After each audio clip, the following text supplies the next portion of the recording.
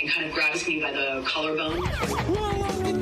My dog stepped on me, stepped on him. I don't see him anymore. Amber Heard is definitely pooped out. Tweets, videos, and memes mimicking Amber Heard have racked up billions of views across social media. I am 36. Heard first took the stand earlier this month in the high-profile defamation lawsuit brought on by her ex-husband Johnny Depp. And since then, disturbing audio from the trial has gone viral. When I was walking out of the bedroom, slapped me across the face. I turned to look at him, and I said, "Johnny, you hit me. You just hit me." As someone who has been assaulted by a stranger, but also as someone who was sexually assaulted by one of my exes repeatedly, it makes me feel sick. SA and DV aren't sexy or funny. Hashtags like Amber Heard is a liar, Amber Heard canceled, and even I believe Amber Heard, all flooded with pro-Depp, anti-Heard rhetoric. Seeing memes and videos, I started feeling a lot of the same trauma responses that I did when I went through my own abusive relationship. One survivor we spoke to asked that we not use her real name or show her face to protect her identity and location from her abuser. I lose my balance. I wasn't getting in my feed, updates about what was going on factually. It was memes about domestic violence. And I feel like when current victims see these videos and memes and just the general discourse on social media, that it's validating their very worst fears.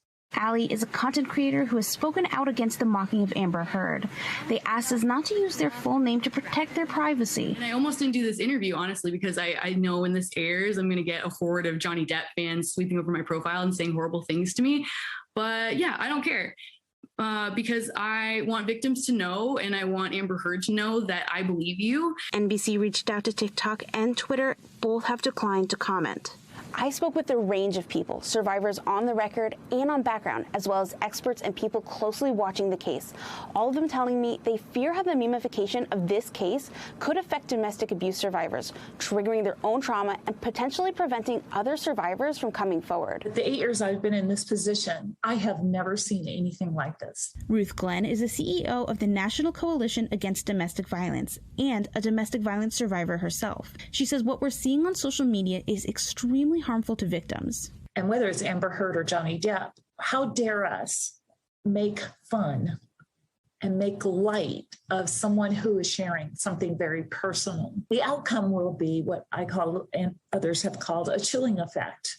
According to Glenn, this chilling effect makes victims pause and become unsure about coming forward with their stories. This entire defamation trial has taken on a life of its own, right? It's a civil case in one courtroom, but it's really become a domestic violence case in the court of public opinion. So please be mindful that other people face situations like the ones that we're hearing about. Lamor Mojdehizad has 10 years of experience working with domestic violence victims and is making TikToks to help her followers understand the nuance of the case. Right. It's one thing to say the testimony is not in line with evidence, right? It's one thing to say that, but there are people who are reenacting her testimony and making fun of it. The internet lasts forever, right? So make sure that whatever you're putting out is something that you're going to be proud of, because God forbid you find yourself in that situation or someone you love is in that situation. Amber Heard isn't watching your content, and neither is Johnny Depp. It's everyone else. Callan joins me live now. Callan, during your story, I was just talking with our stage manager, Eve, about how I just can't get over the obsession on social media with this case. I find it hard to watch. I find it upsetting. There's no winner in this case. It's just so sad to see this happening so publicly. You've been on with us before talking about it. I mean, Amber Heard says this trial is the hardest thing she has ever had to do. I'm watching it as a person who does not have a history of domestic abuse.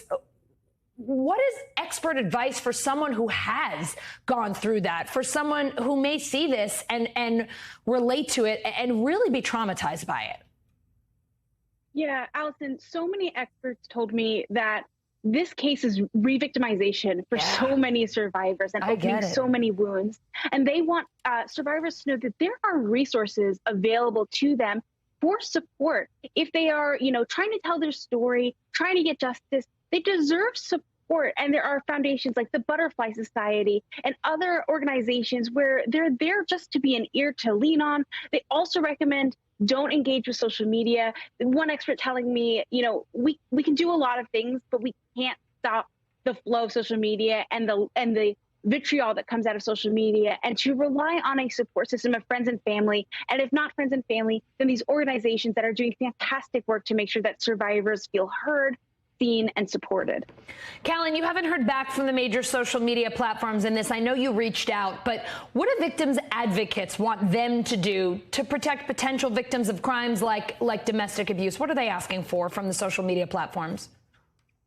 Well, they want the content removed, plain and simple. Yeah. TikTok does have a policy in its community guidelines that it does not allow harassment or bullying. It also doesn't allow content that makes light of domestic violence or domestic abuse. However, it's kind of a game of whack-a-mole for these platforms, right? They've taken down so many videos. They took down one that had, I think it was 13 million views, or 13 million likes, rather, astronomically more views. But the problem is, as soon as those videos are taken down, more are put up. Yeah. So it's a challenge for these social media platforms, but advocates really say the content has to come down, and they hope to appeal to people's empathy to think before you post. Yeah, that reminder, that one expert that you had who just said, think before you post, you're talking to regular people. Johnny Depp and Amber Heard are not sitting here like trolling Instagram looking to see what you're posting. Callan, we love talking to you. Always great to see you on the show. Thank you so much. Thanks for watching our YouTube channel. Follow today's top stories and breaking news by downloading the NBC News app.